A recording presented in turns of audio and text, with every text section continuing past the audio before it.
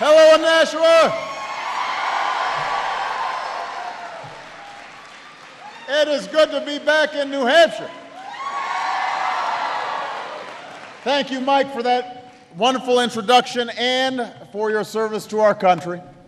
I want to thank the president of Nashua Community College, Lucille Jordan, for hosting us here today. Give Lucille a big round of applause. We've got Professor Paul Wunderlich, who gave me a great tour. Where's Paul? Where is he? He's got a beard. You can see him. There he is. And I want to thank your mayor, Donnelly Lazo, for joining us here today. Where's Donnelly? Right over there. There. Right in there. It is... I love you back. It is good to be back in New Hampshire. Oh, okay, we'll be all right. They probably were just standing too long. Just give them a little space. Where's our EMS folks? They'll be okay. Just give them a little space. This happens sometimes. You guys been here a while? After the magging? Well, no, you have to eat ahead of time. Keep your blood sugar high. We got somebody over there? Jordan? Right in the middle. Here we go. Here's our guy. Make a little room, everybody.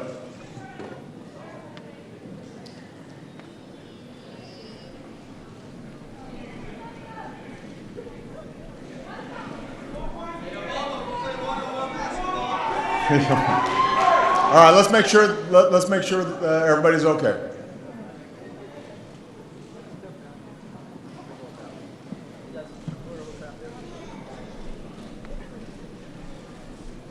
All right? All good? Okay, I think you're going to be all right. Okay.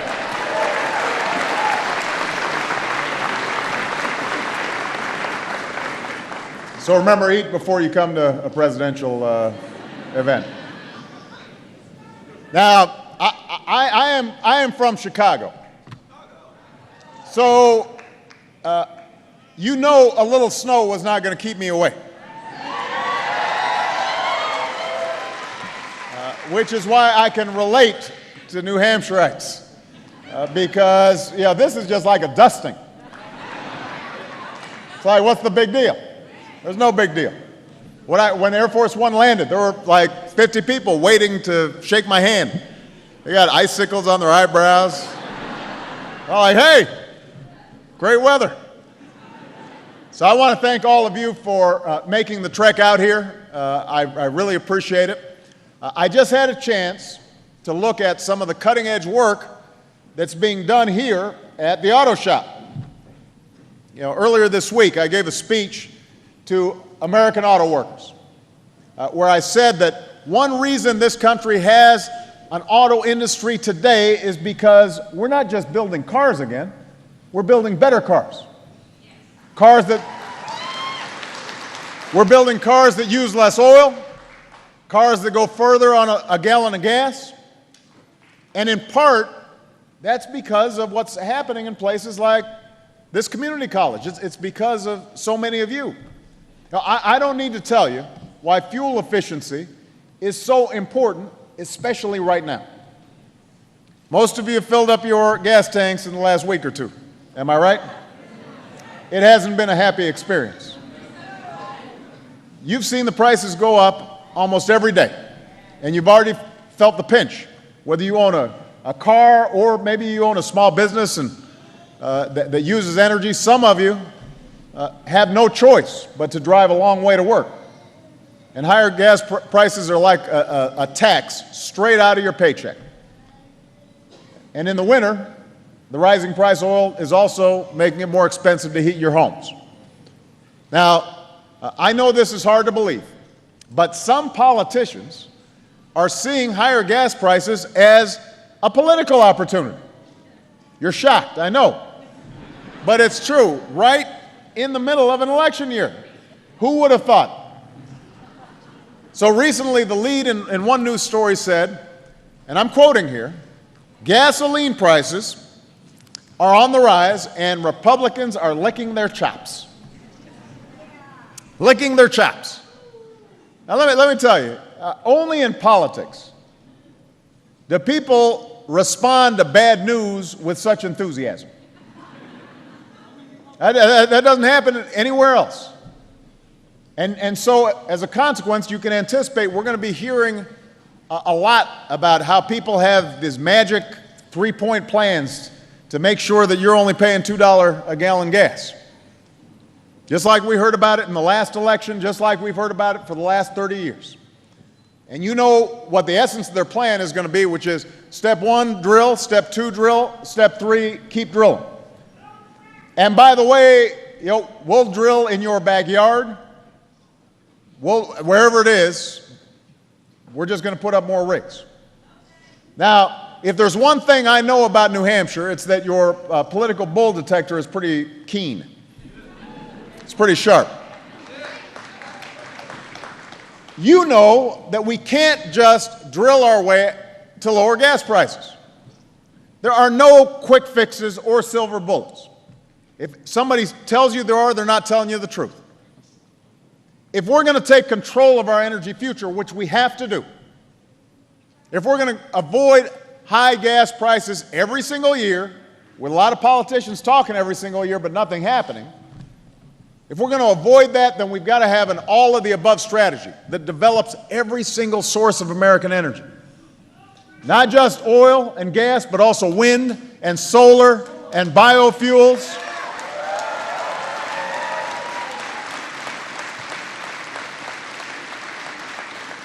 We've got to keep developing the technology that allows us to use less oil in our cars and trucks, less oil in our buildings and our factories. And that's the strategy we've been pursuing for the last 3 years. And it's the only real solution to this challenge. Now, here's the good news. We're making progress. And you can see it in this chart.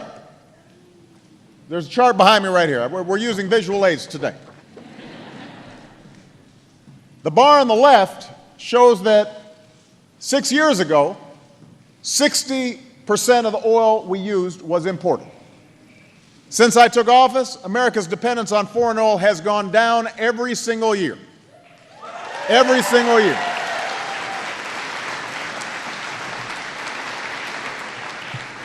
In fact, in 2010, it was under 50% for the first time in 13 years.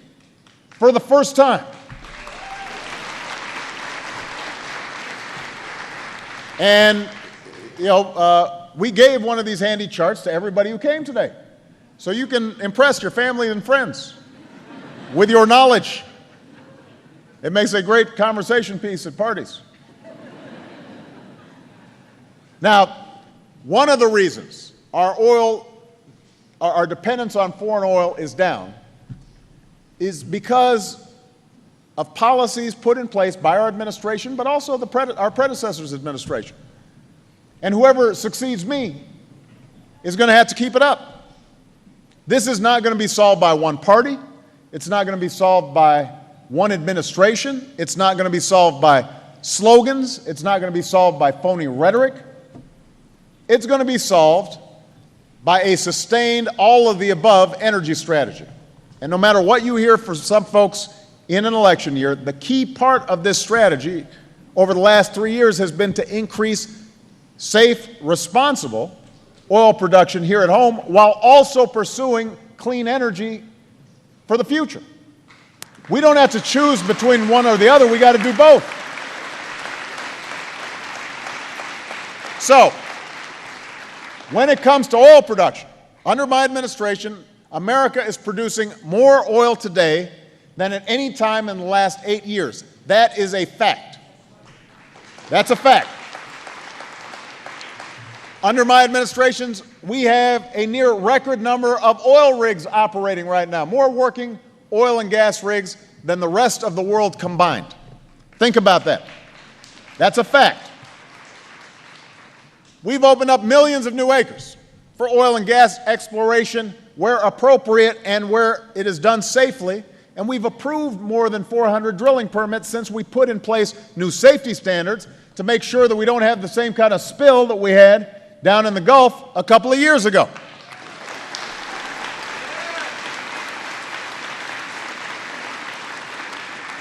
And we've approved dozens of new pipelines to move oil around, including from Canada. Just this week, we announced that we'll do whatever we can to help speed the construction of a pipeline in Oklahoma that will relieve a bottleneck for oil that needs to get to the Gulf. And that's going to help create jobs and encourage production. So we're focused on American oil production. We are doing all that we can in a safe, responsible way to make sure that American oil production and gas production is high. But here's the thing. The amount of oil that we drill at home doesn't set the price of gas on its own. And the reason is because oil is bought and sold on the world energy market. And just like last year, the biggest thing that's causing the price of oil to rise right now is instability in the Middle East. This time it's Iran. But a lot of folks are nervous about what might happen there, and so they're anticipating there might be a big disruption in terms of flow. And when uncertainty increases, speculation on Wall Street can drive up prices even more. Those are the short-term factors at work here. So when you start hearing a bunch of folks saying somehow that there's some simple solution, you can turn a nozzle and suddenly we're going to be getting a lot more oil, that's just not how it works. Over the long term, the biggest reason oil prices will rise is because of growing demand in countries like China and India and Brazil. Just think about this. In 5 years, the number of cars on the road in China more than tripled. Over the last 5 years, the number of cars tripled. Nearly 10 million cars were added in China alone in 2010. 10 million cars, just in one country, in 1 year. So that's using up a lot of oil. And those numbers are only going to get bigger over time as places like China and India get wealthier. They're going to want to buy cars like we do, and they're going to want to fill them up like we do, and that's going to drive up demand. So what does this mean for us? What does this mean for America? It means that anybody who tells you that we can just drill our way out of this problem does not know what they're talking about, or they're not telling you the truth. One or the other.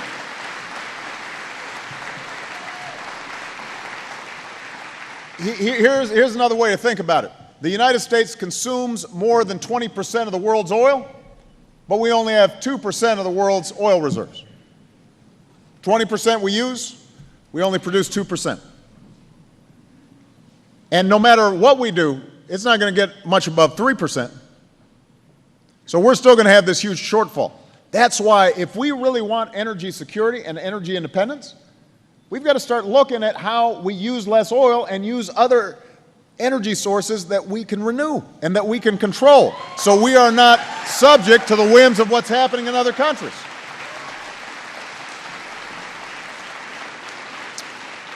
We have to keep developing new technology that helps us use less energy. We've got to keep relying on American know-how and ingenuity that comes from places like this one, Nashua Community College. That's our future. And that's exactly the path that we've been taking these last 3 years. Because of the investments we've made, the use of clean, renewable energy in this country has nearly doubled. And thousands of Americans have jobs because of it. We're taking every possible action to develop a near 100-year supply of natural gas, which releases fewer carbons. Now, that's something that experts believe will support more than 600,000 jobs by the end of the decade. Our cooperation with the private sector has positioned this country to be the world's leading manufacturer of high-tech batteries that will power the next generation of American cars.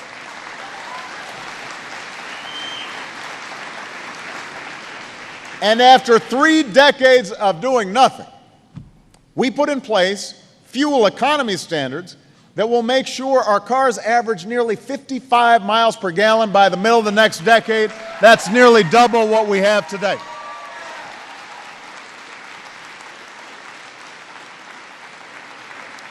And that, by the way, applies not just to cars, it applies to light trucks, and now it's going to apply to heavy trucks as well. So that means that every time you fill up, you can think to yourself, you know what, I won't have to fill up again for 2 weeks instead of 1 week. Yeah, that's worth applauding.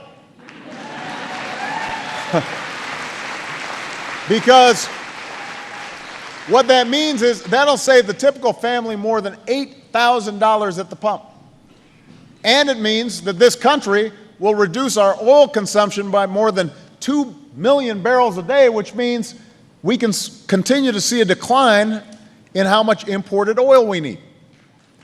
And that's good for our national security, that's good for our economy, and it's good for our environment.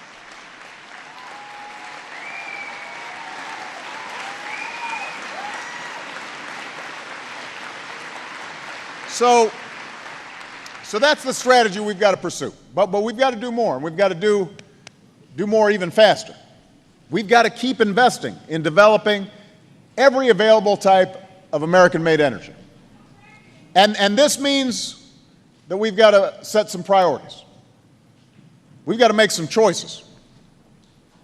First, while there are no short-term silver bullets when it comes to gas prices, I've directed my administration to look for every single area where we can make an impact and help consumers, from helping to relieve bottlenecks in the places like the one we've got in Oklahoma, to making sure speculators aren't taking advantage of what's going on in the oil markets.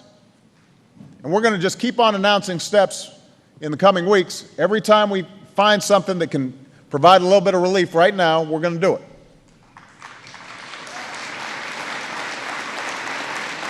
But over the long term, an all-of-the-above strategy requires the right incentives. And here's one of the best examples. Right now, $4 billion of your tax dollars, $4 billion, subsidizes the oil industry every year. $4 billion. Now, these companies are making record profits right now. Tens of billions of dollars a year. Every time you go to the gas tank or fill up your gas tank, they're making money. Every time. Now, does anyone really think that Congress should give them another $4 billion this year? Of course not. It's outrageous. It's inexcusable. And I'm asking Congress, eliminate this oil industry giveaway right away. I want them to vote on this in the next few weeks. Let's put every single member of Congress on record. You can stand with the oil companies, or you can stand up for the American people.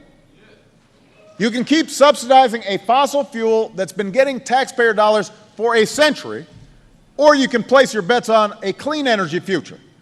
So I'm asking everybody here today, anybody who's watching at home, let your member of Congress know where you stand.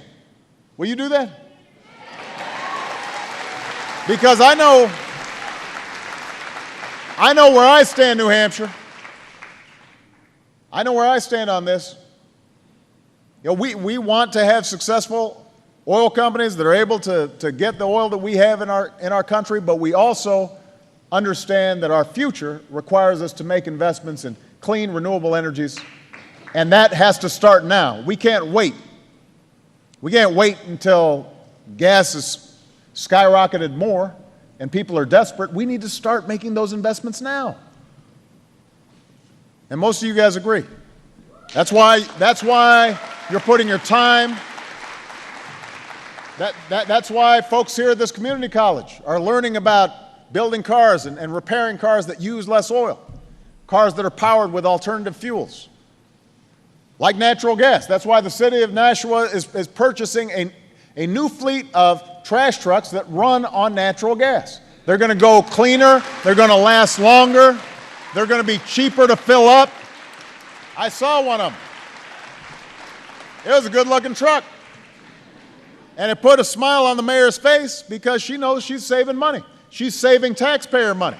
Good job, Mayor.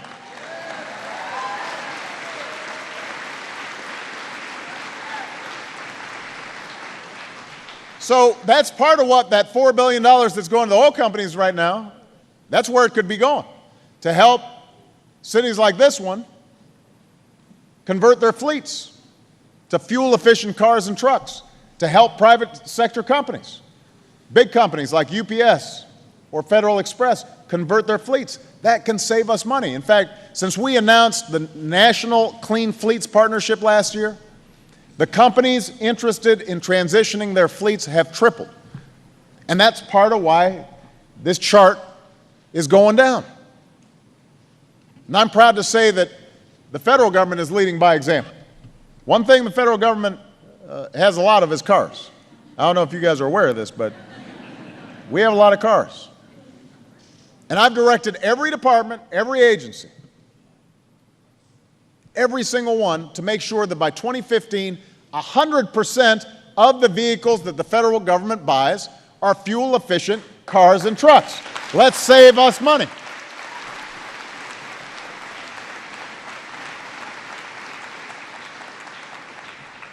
So this is our future. This is the ultimate solution to our energy challenge. You know, it's not going to be a smooth, easy ride.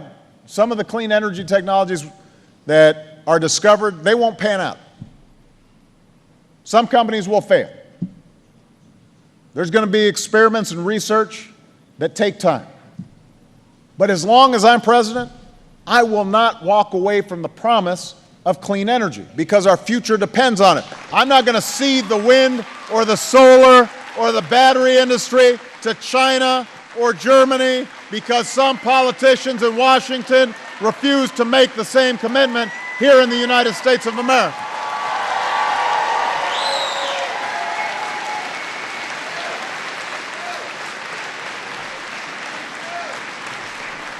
With or without this Congress, I'm going to continue to do whatever I can to develop every source of American energy to make sure that 3 years from now, our dependence on foreign oil is even lower, to make sure that our future is not controlled by events on the other side of the world.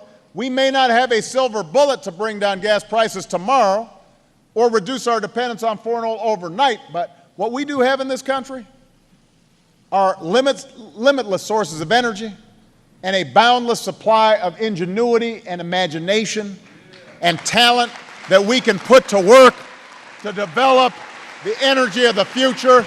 We've got you. We've got you.